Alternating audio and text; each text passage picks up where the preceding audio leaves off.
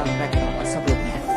Peringkat Universitas Metodis Indonesia di tingkat nasional bahkan di tingkat internasional dengan melakukan upaya-upaya dalam tridharma perguruan tinggi, meningkatkan riset, meningkatkan penulisan jurnal ilmiah nasional maupun internasional, dan juga meningkatkan kualitas lulusan dari Universitas Metodis Indonesia, antara lain dengan cara melakukan uji kompetensi bagi setiap lulusan Universitas Metodis Indonesia, sehingga mereka di samping memiliki ijazah juga mereka akan memperoleh sertifikat kompetensi yang bisa digunakan untuk mendapatkan profesi di tengah-tengah dunia kerja maupun industri.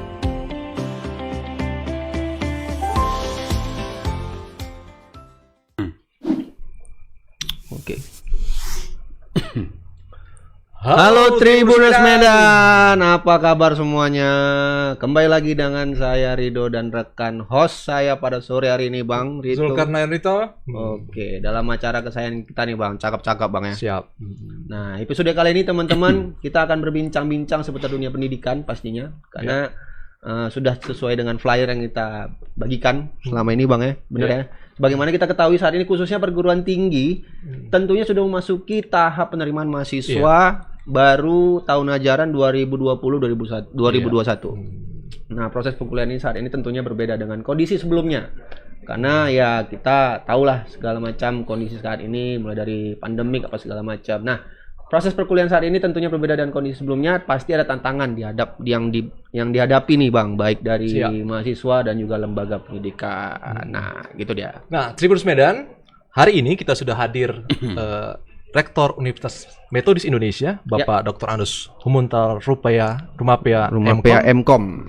Dan akan kita berbicara tentang dunia pendidikan di Universitas Metodis Indonesia.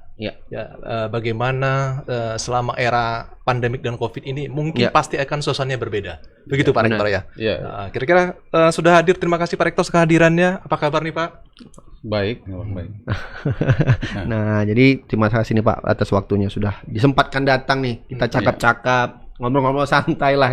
Kalau bahasa Bataknya biasanya kombur-kombur ya Bang. Betul, kombur-kombur. Nah, saksikan terus juga teman-teman Tribuners Medan sampai akhir acara ini, sampai akhir live ini, karena di akhir acara nanti kita akan membagikan hadiah nih Bang. Yaitu diskon senilai Rp300.000 untuk uang pendaftaran bagi calon mahasiswa baru. Jadi bagi teman-teman Tribuners Medan yang mau mendaftar sebagai calon mahasiswa baru di Universitas Metodis Medan, harus nonton karena kita bakal ngasih diskon pendaftaran. Ya, benar. Sangat menarik. Yaitu harganya 300.000. Duitnya 300.000 lah.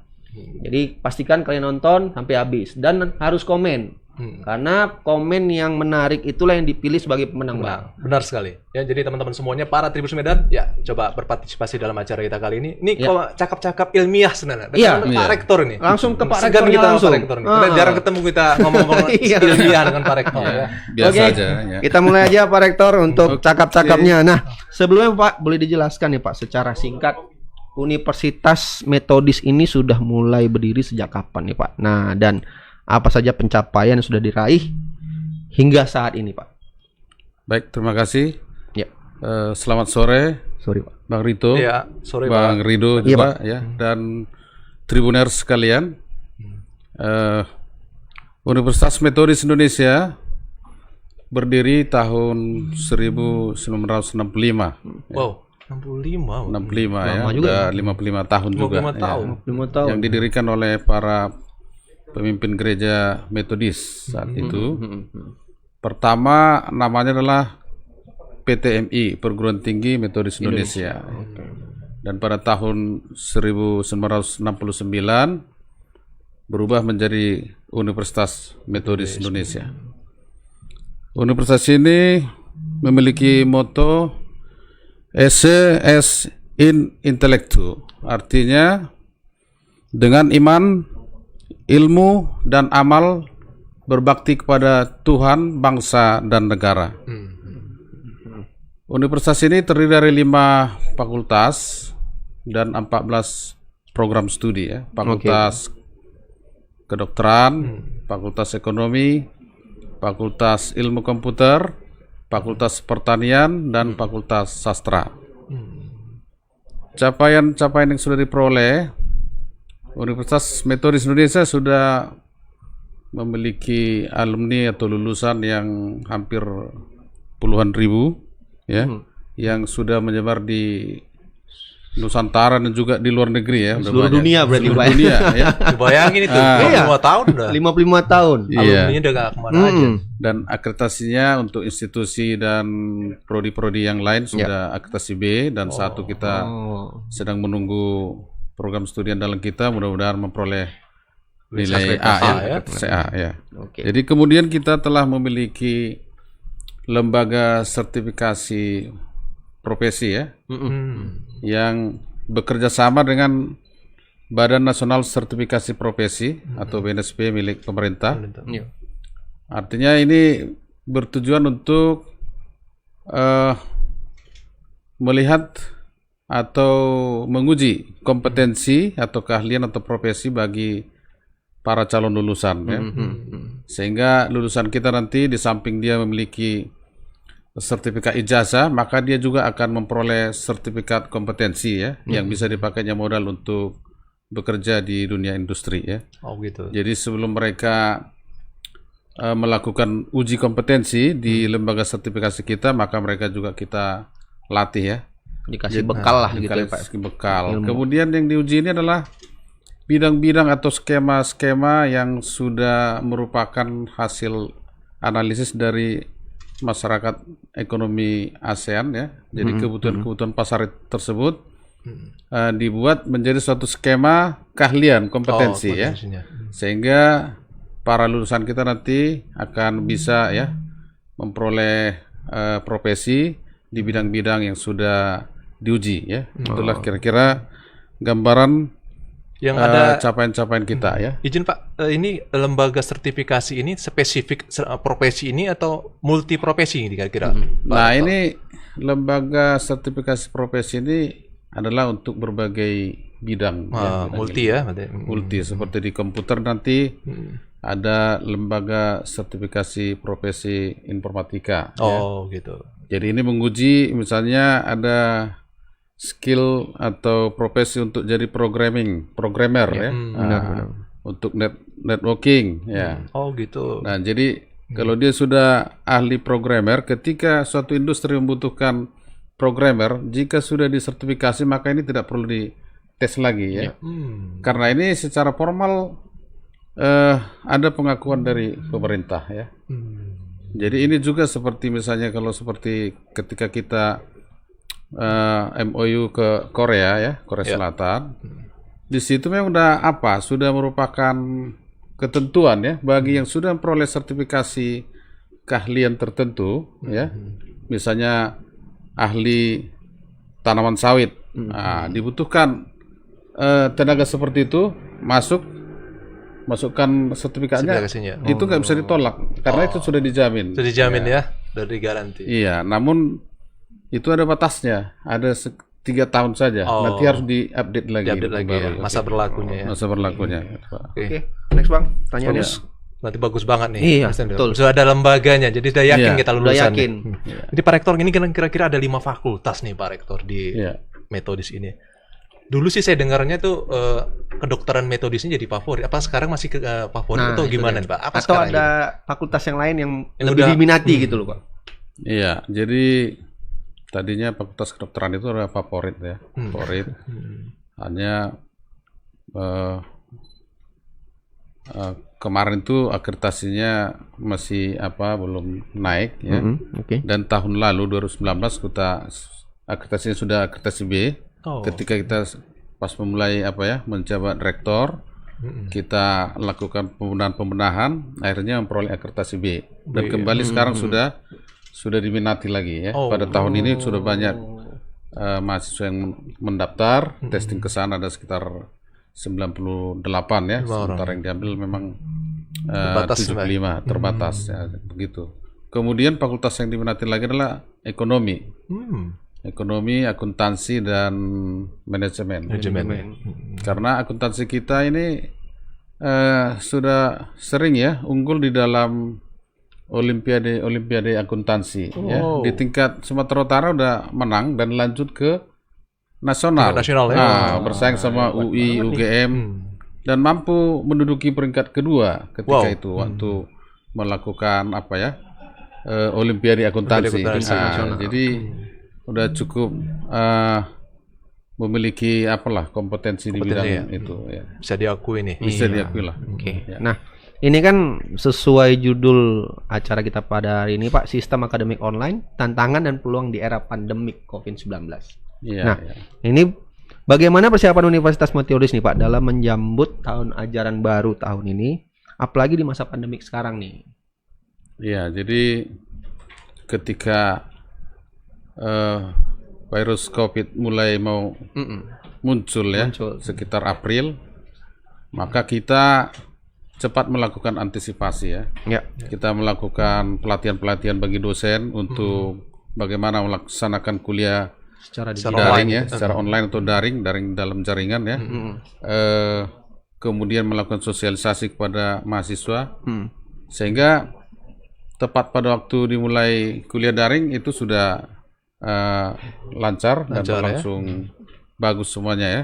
Memang kita sebelumnya sudah memiliki e-learning, namun dosen ini salah satu tantangannya, dosen kita itu sama mahasiswa masih lebih menginginkan kuliah offline, tatap muka langsung. Ya. Jadi belum dicoba. Ini begitu pandemi ini wajib mau nggak mau ya, sehingga kita dituntut harus mempersiapkan semua fasilitas kita untuk bisa online secara full ya. Artinya semua sistem akademik kita sudah bisa dilaksanakan secara online ya. Jadi mulai dari registrasi seperti sekarang mahasiswa baru kita registrasi sudah online juga online. Oke. Begitu dia registrasi, bayar pendaftaran, yang tadi sebenarnya pendaftaran cuma 200.000 ya. Itu bantuan non kuliah barangkali 300.000 ya. Jadi begitu bayar dia, upload, langsung tampil tes TPA, tes potensi akademik. Langsung dari online juga, online semuanya. Jadi begitu tes lulus ya langsung bayar kuliah secara online semua. Juga. Online semua. Setelah itu baru akan diberikan nomor induk mahasiswanya. Dari nomor induk mahasiswa ini bisa dia daftar ulang ke SIMAK kita, Sistem Informasi mahasiswa. Manajemen dan Akademik. Jadi semua sampai dari hulu sampai hilir ya. Jadi semua sudah online sudah online. Sudah siap lah berarti. Sudah siap kita ya. Oke. Jadi Pak, kira-kira ada kurikulum yang berubah nggak Pak, yang sebagai langkah adaptasi selama pandemik ini Pak? Atau ada metode yang khusus yang dilakukan selain dalam jaringan online Pak, metode perkuliahannya? Kalau kurikulum itu ada masanya ya. Sekarang kita menggunakan kurikulum KKNI ya. Jadi itu pada prinsipnya tidak berubah, hanya model kuliahnya yang harus kita metodenya desain. Aja gitu Pak ya. Metodenya kita desain sesuai dengan sistem online ya. Nah, kita dipaksa untuk melakukan itu dan feedbacknya kita menjadi beruntung memang karena kita sudah jadi terbiasa dengan sistem online. Mau nggak mau harus online Pak sekarang ya. Iya, online. Akhirnya kita mempercepat menuju smart campus ya, kampus cerdas. Artinya kampus cerdas semuanya sudah serba online semua ya. Dan ini merupakan salah satu representasi dari era pendidikan 4.0 ya. Jadi semua serba digital dan real time. Nah, itu Pak. Jadi Oke. Nah, kalau kebijakan nih Pak, kebijakan apa saja yang diterapkan pada mahasiswa ataupun bagi para dosen untuk lingkungan kampus semenjak COVID-19 ini ada? Iya, jadi semenjak COVID-19 ini memang kita ya merasa ya mahasiswa juga ya mengalami efek ya ekonomi keluarga. Pasti. Sehingga kita mengambil kebijakan dengan memberikan kuota internet. Subsidi kuota. Subsidi kuota. Kemarin sudah kita kasih. Pertama dengan pemotongan non kuliah dihitung ya. Kemudian kita kerjasama dengan Telkomsel untuk membagi kuota gratis itu, Pak. Gratis, ya. Dan sekarang terima kasih pemerintah sudah membagi kuota bagi mahasiswa dan dosen kita. Oh gitu. Udah terrealisasi Pak ya dari udah baru kira-kira 2 hari yang lewat masuk. Oh, udah bener ya gitu ya. Benar. Ya. Nah, berarti kalau misalnya untuk ini Pak, sebelum kita break nanti ya teman-teman. Untuk kendala yang dialami selama mahasiswa kayak contohnya lagi nyusun skripsi itu kan harus online juga atau gimana? Untuk sistem bimbingan, sistem bimbingannya gitu loh. Kita boleh blended artinya gabungan ya. Bisa bisa tatap muka bisa lewat online gitu. juga. Ya, jadi tergantung. Jadi biasanya memang kita sudah biasakan dengan online baik seminar proposalnya, seminar hasil skripsi dan ujian bejejo. Tapi kemarin ketika menjelang wisuda banyak request ini sehingga sebagian masuk kampus tapi tetap dengan menjaga protokol juga kesehatan lah, Pak, ya. Oh gitu. Oke. Nah, Bang, ini kita break dulu nih, Bang. Oke. Nanti bakal kita lanjut lagi teman-teman Tribuners semua. Pokoknya tonton sampai habis dan nanti di akhir tanyakan kita akan kasih sesi question untuk teman-teman Tribuners untuk pembagian hadiah nanti untuk yang terpilih. Oke, kita break dulu. Ini kita kasih video tentang Universitas Metodis Indonesia.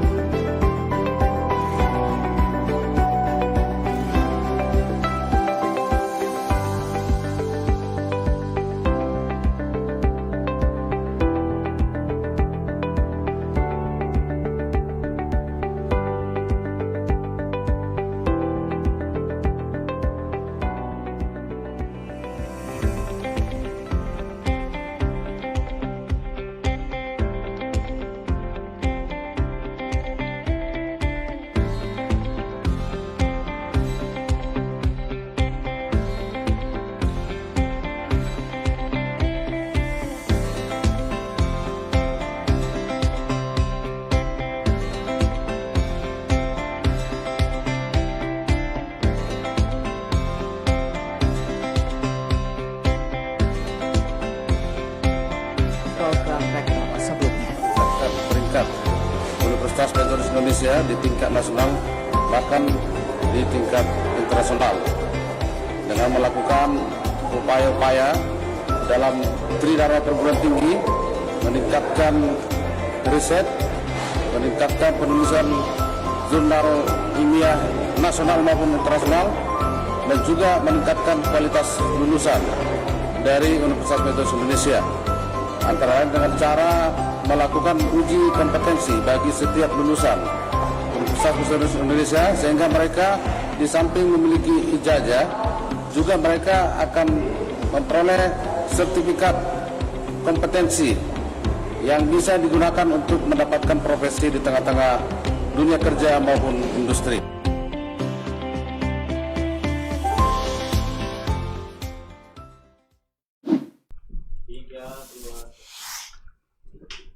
Halo Tribun Medan, kembali lagi di Tribun Medan Cakap-Cakap di dunia pendidikan, masih bersama Bapak Rektor Universitas Metodis Indonesia, Bapak Dr. Andus Muntar Rupea, MKOM. Kita lanjut diskusi kita dengan Pak Rektor tentang situasi pendidikan di dunia di masa pandemi ini. Kira-kira Pak Rektor, bagaimana sih Universitas Metodis Indonesia ini mengadaptasi sistem pembelajaran online ini, Pak? Kira-kira apa yang sudah dilakukan gitu, Pak Rektor? Oke, terima kasih. Universitas Metodis Indonesia mengadaptasi perkuliahan daring ini di masa pandemi COVID ya. Ya, seperti tadi saya sudah katakan tadi, kita melakukan pelatihan-pelatihan bagi dosen kita, sosialisasi, kemudian mempersiapkan infrastruktur sehingga pada saatnya kita bisa melakukan kuliah daring dengan baik, mulai dari perkuliahan, kemudian ujian-ujian juga bisa berlangsung secara online, ujian daring, online, ya, online juga ya, sampai ke akses nilai juga secara online. Sudah online ya. Semuanya. Pengisian KRS sudah online gitu Pak ya? Ya, pengisian KRS online ya, kemudian kuliah online, kemudian untuk mengakses nilai juga bisa secara online ya Pak. Oke. Nah, ini kan Pak, kita di suasana pandemi COVID-19 nih Pak. Ya. Kayak dari segi daring tadi itu kan, pembelajaran melalui jaringan, itu kan pasti ada tantangannya nih Pak. Nah, dari Bapak nih, Universitas Metodis Indonesia dalam masa pandemi ini kan tantangan tuh banyak, dari pembelajaran mungkin ada terganggu masalah jaringan, bisa jadi karena dari daring tadi, atau dari segi lainnya juga ada mungkin. Nah, itu bisa dijelaskan nggak Pak? Ya bisa jadi Kak, kelelahan Pak. Biasanya selama ini kan kita kuliah bisa pagi sampai siang. Ini sekarang di depan komputer 2 jam udah ngantuk. Gimana gitu kira-kira Pak? Itu dosen-dosen apa ada yang ngeluh atau enggak itu gitu? Mahasiswa lagi nggak, hanya kameranya dimatiin Pak, langsung pergi gitu ya. Kira-kira gimana itu Pak? Nah, itulah salah satu tantangan ya, kejenuhan. Namun keuntungannya kita dalam jadwal kuliah bisa fleksibel ya. Kita bisa berjanji atau bikin apa sama mahasiswa, misalnya kuliah-kuliah pengganti bisa kita lakukan sesuai dengan waktu yang sepakati gitu. Jadi nggak harus 4 jam terus menerus kuliah gitu Pak ya. Tantangan di awal juga memang ya, terutama belum familiar ya dengan sistem pembelajaran daring itu Pak daring ini, apalagi untuk dosen-dosen kita yang sudah senior itu, mereka sangat kurang familiar lah dengan aplikasi-aplikasi kayak gitu Pak ya.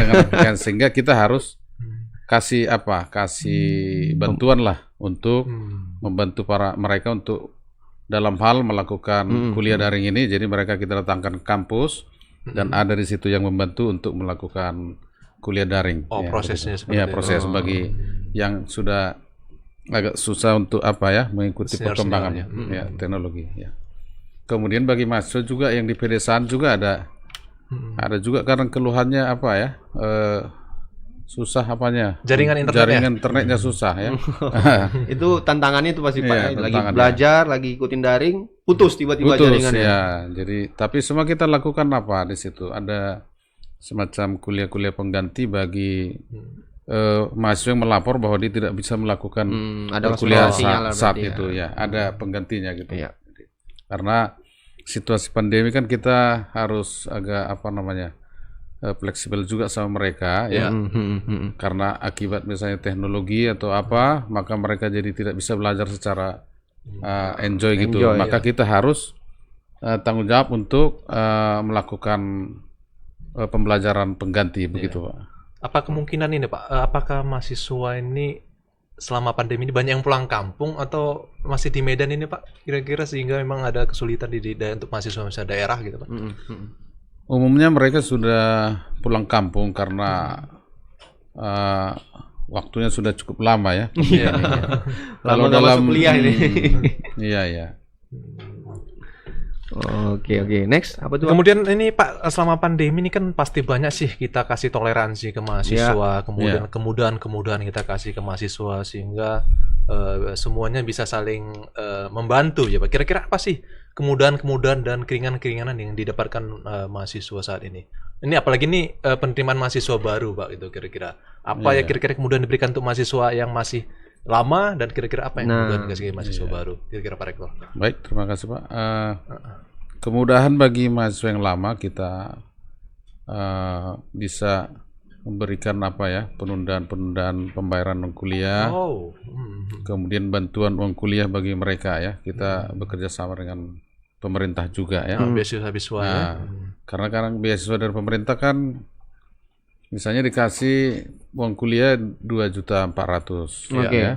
Kita uang kuliah 5 juta, maka 2.600.000 itu dari kita. Nah itu, jadi karena memang pemerintah memberi bantuan subsidi. Ya, nama mereka ngapa? Tapi kita sebenarnya wajib tidak boleh mengutip. Nah itulah bantuan kita ke mahasiswa. Jadi bagi mahasiswa baru sekarang, calon mahasiswa baru, kita menyediakan banyak beasiswa ya, beasiswa bagi yang benar-benar terdampak ekonominya. Maka ada sini tadi Bapak OR3, dia akan membantu untuk mendapatkan beasiswa. Beasiswa mulai dari semester awal sampai selesai ya. Dapat beasiswa ya. Oke. Nah, ini kan sudah banyak tantangan dari yang Bapak jelaskan tadi Pak ya, dalam menjalankan pendidikan secara daring atau segala macamnya. Nah, tentunya kan ada peluang pas ini Pak, yang kita dapatkan di balik tantangan itu. Menurut Bapak peluang apa saja nih Pak yang ada hanya bagi mahasiswa, melainkan juga bagi para dosennya? Jadi bukan hanya di mahasiswanya aja, tapi di para dosennya juga ada. Iya. Jadi peluang yang kita dapatkan di sini, yang kita peroleh ya, bagi mahasiswa dan juga bagi dosen ya. Kita sudah bisa melakukan perkuliahan secara modern lah, secara online, terbiasa ya. Jadi ketika kita pun nanti kuliah sudah bisa tatap muka ya, mungkin virus corona sudah lenyap atau kita sudah mendapatkan vaksin nanti ya. Maka ketika nanti misalnya kuliah tatap muka, ada kuliah pengganti, maka sudah bisa dilakukan secara daring gitu, sehingga tidak akan mengganggu masa-masa. Jadi terbiasa Pak ya. Terbiasa jadinya. Jadi kita pun dipaksa harus mempersiapkan infrastruktur untuk semua sistem akademik online. Seperti tadi saya ulangi, ini akan membuat kita lebih cepat menjadikan pendidikan kita sebagai smart university atau kampus cerdas gitu ya. Kampus cerdas. Itulah peluang yang kita dapatkan dalam situasi pembelajaran masa pandemik ini.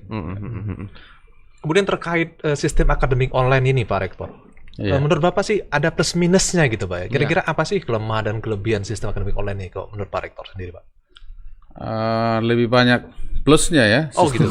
Banyak plusnya karena kita bisa melakukan pembelajaran secara fleksibel dan juga bisa secara mobile ya, kapan saja di mana aja mungkin Pak ya. Tapi fokus nggak gitu Pak kapan saja? Nah itu dia Pak masalahnya Pak.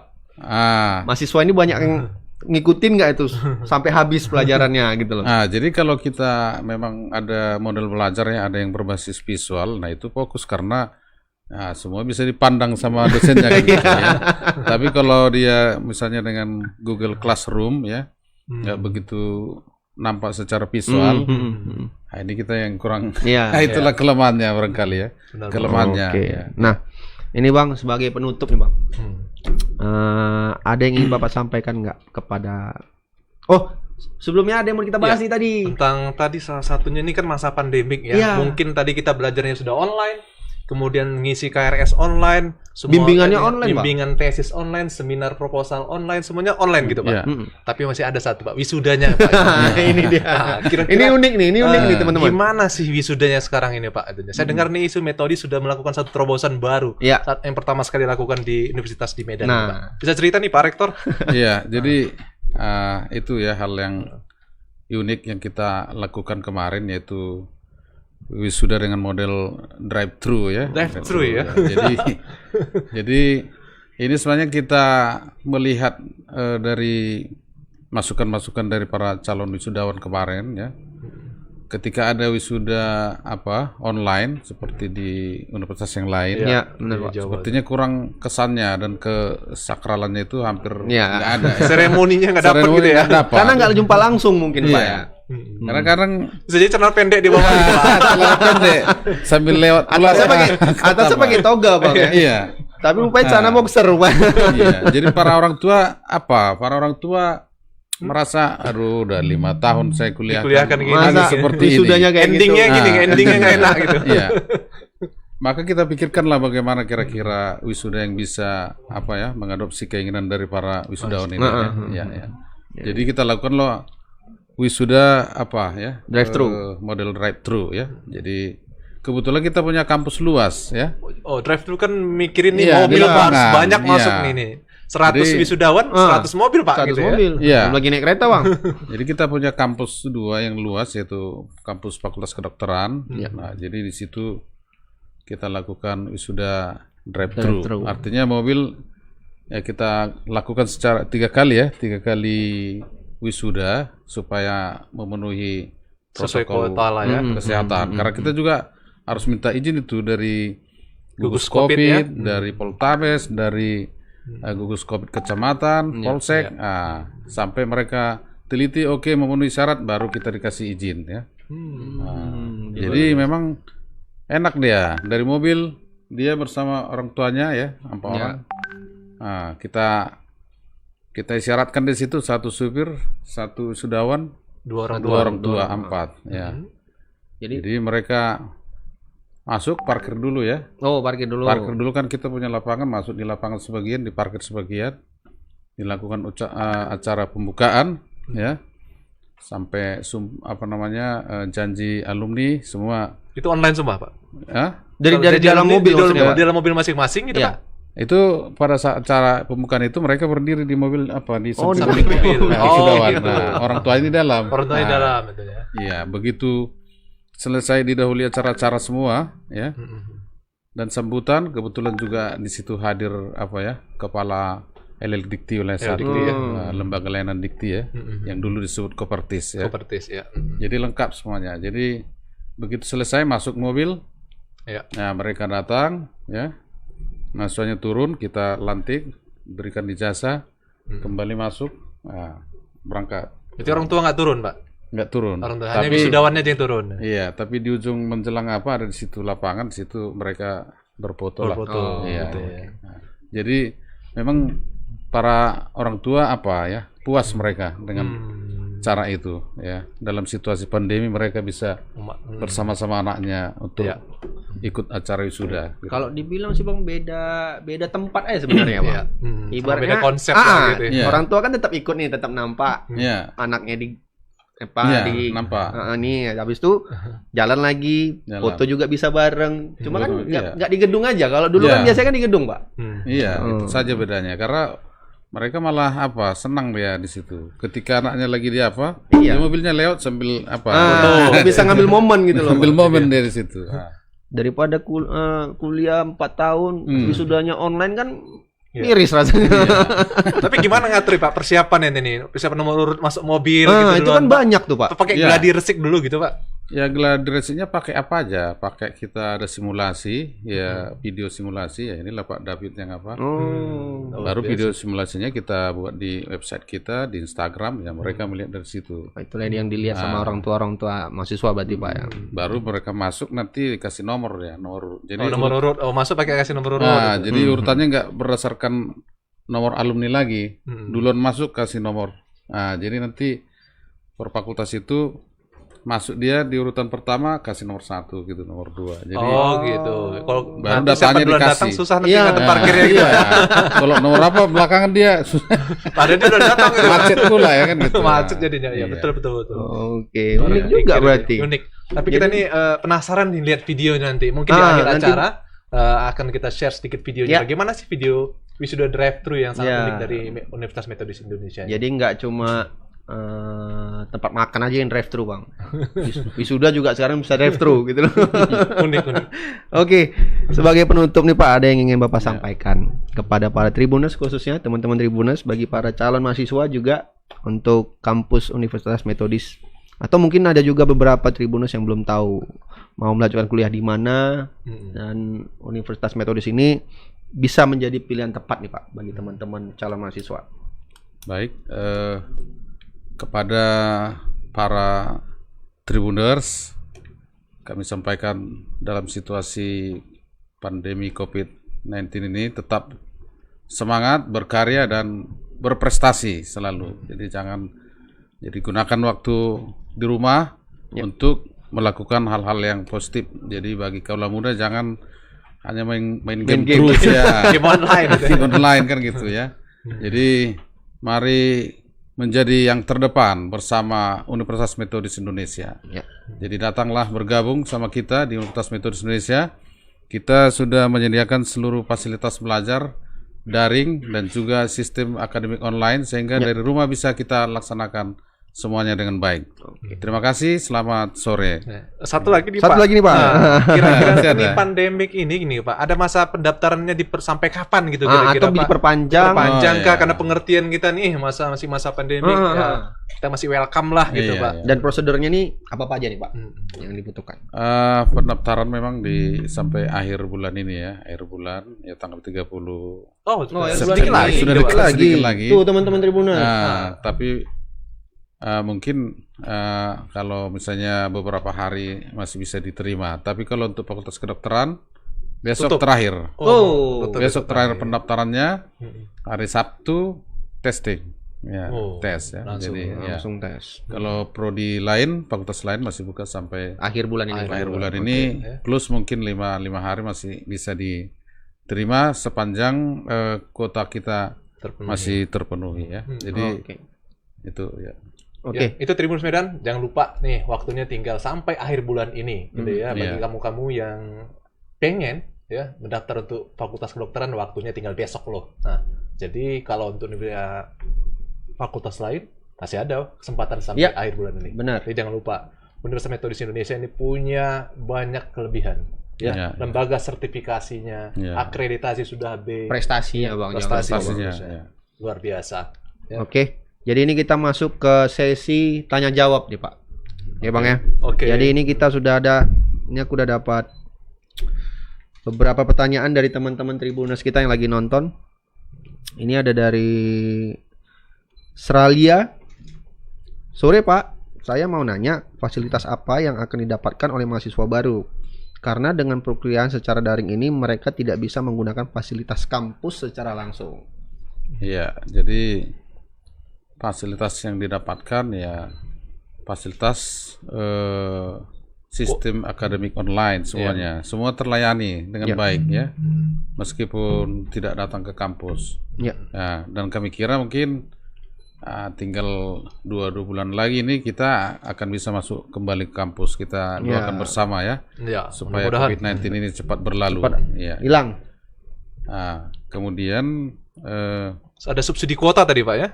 Ya, ada subsidi kuota. Kebetulan sekarang sudah dikasih pemerintah. Nanti kalau di stop lagi baru kita kasih kan tuh. Gantian. Jadi satu-satu ya? Gantian lah ya kan.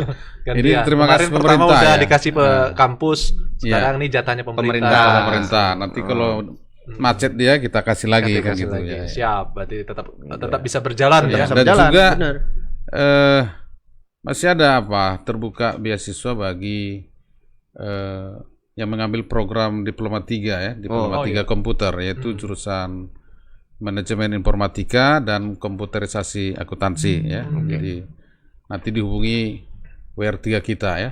Untuk pendaftaran online itu masuk aja dari dari apa ya? Website pmb.methodist.ac.id ya. Tuh, teman-teman. PMB ya. pmb.methodist.ac.id. Nah, Ya, lupa tuh. Itu ID. kalau mau daftar online nanti. Ya. Teman-teman Ya. para Tribuners Medan. Oke, itu aja. Lagi? Jawaban dari pertanyaan dari Australia. Nah, ini next pertanyaan kedua nih Bang, ada Bang. Ya. Dari Icacak. Terima kasih. Selamat sore, Pak. Mbak Icacak. Ya. Sejauh apa persiapan Universitas Metodis dengan situasi COVID-19 ini, Pak? Karena situasi ini akan menjadi suatu hal yang baru untuk para dosen dan mahasiswa. Terima kasih. Ya, sore ya. Jadi persiapan kita sudah cukup matang dan kita sudah melakukan dalam satu semester ini dengan sukses ya. Ya. Nah, jadi Sudah satu semester, Pak. udah satu Pandemik semester. ini ya? Mulai Wow. dari kuliah awal, ujian tengah semester, TS sama ujian UAS akhir ya? semester. Nah, itu sudah kita lakukan dan setelah Running itu kita well. running well, tapi kita evaluasi mana yang perlu kita tingkatkan lagi, mana yang lemah kita perbaiki ya, sehingga untuk apa ini semester baru ini, tahun ajaran baru ini kita sudah siap ya. Nggak usah ragu-ragu, kita sudah siap. Sudah siap lah. Udah pengalaman Udah di selama satu pengalaman. semester, Pengalaman, sudah Bang. berjalan dengan baik, udah nggak Baik. perlu diragukan lagi. Nggak perlu diragukan lagi. Iya. Oke, Ada lagi pertanyaan dulu? ini pertanyaan ketiga nih. Dari Marlina Sialagan. Tantangan terbesarnya nih Pak, peralihan offline ke online dari segi Universitas Metodis Medan. Universitas Metodis Indonesia. Apa ini Pak? Ya, tantangan terbesar yaitu sebenarnya yang pertama dari mahasiswanya ya, yang masih di daerahnya masih apa ya, masih susah untuk sinyal internet, itu yang pertama ya. Tapi Pak, izin Pak, persentase mahasiswa daerah dengan Medan ini untuk kampus Metodis ini sebesar mana Pak? Kira-kira. Ya, Banyak persentasenya gitu kira. Banyak memang daerah gitu Pak. daerah sekitar 50-50 lah. 50-50 ya. Cuma di daerah pun kalau misalnya di kotanya dia nggak no Oh, nggak problem. ada masalah ya. Oh. Mungkin ada satu dua aja yang ya, agak di daerah. di pedalaman, daerah. pedalaman dia. Oh, Jadi itu yang apa sebenarnya. Kalau untuk dari sisi kesiapan fasilitas kita udah Nggak ada siap, masalah ya? nggak ada masalah. Nggak masalah. jadi kalau dari fasilitas Universitas Metodis sudah siap berarti Sudah nih, Pak siap ya, sudah ya. siap. Dari segi dosennya juga udah siap nih ya. Udah siap. Oke, sudah terjawab dari Marlina Sialagan. Oke. Silakan. Oke, ini pertanyaan keempat nih Bang, ada nih Bang.